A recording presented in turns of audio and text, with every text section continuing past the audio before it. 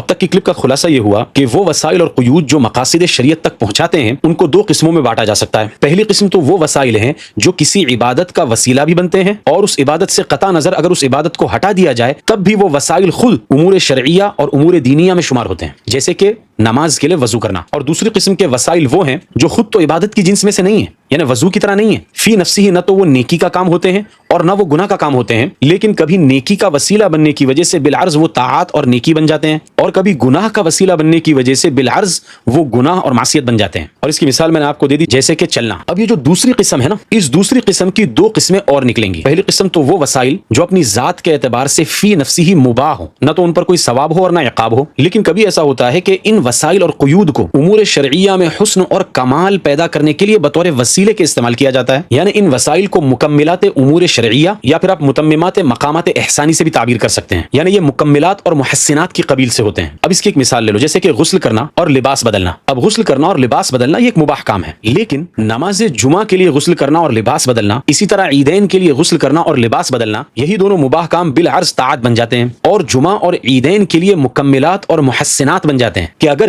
یہ وسائل مباحہ نہ ہو، یعنی اگر کوئی جمعہ اور عیدین میں غسل نہ کرے اور لباس نہ بدلے تو شارع کی نظر میں ان وسائل کا فقدان مقاصد کے حسن میں نقصان پیدا کرتا ہے، یہ حسن مقاصد میں نقصان کا باعث ہوتا ہے۔ پھر اس کی دوسری قسم یعنی وسائل مباحہ کی دوسری قسم، اور اسی قسم کو امور انتظامیہ اور عادیہ کہا جاتا ہے، اس کو دھیان سے سمجھنا۔ یہ وہ وسائل اور قیود ہوتے ہیں جو مقاصد شریعت کے لیے یعنی کسی امر دینی کے لیے مکمل یا محسن بھی نہیں ہوتے، یعنی کسی مقصد شرعی میں اگر یہ وسیلہ اور قید نہ پائی جائے یا ان وسائل کا فقدان ہو تو شارع کی نظر میں مقاصد شریعت کے حسن و کمال پر بھی کوئی اثر نہ پڑے اور امور دینیہ اور امور شرعیہ کے حسن اور کمال میں کسی طرح کا کوئی نقصان نہ ہو۔ مثال کے طور پر اگر کسی کو وضو کرنا ہو تو وضو کرنے کے لیے رسی ڈول سے پانی کھینچ کر وضو کرنا۔ اس کی کچھ اور مثالیں بھی لے لیجیے، کسی کا واعظ و بیان سننے کے لیے چل کر جانا یا کسی پریشان حال کی مدد کرنے کے لیے چلنا۔ اب مثال کے طور پر کسی پریشان حال کی مدد کرنے کے لیے کوئی نہ چلے اور بائک پر جا کر اس کی مدد کر دے تو اب دیکھو چلنا یہاں پر نہیں پایا گیا، لیکن کیا اس نہ چلنے کی وجہ سے جو پریشان حال کی مدد کی گئی ہے اس میں کسی طرح کا کوئی نقص آیا؟ ہرگز نہیں۔ یا جو میں نے آپ کو مثال دی تھی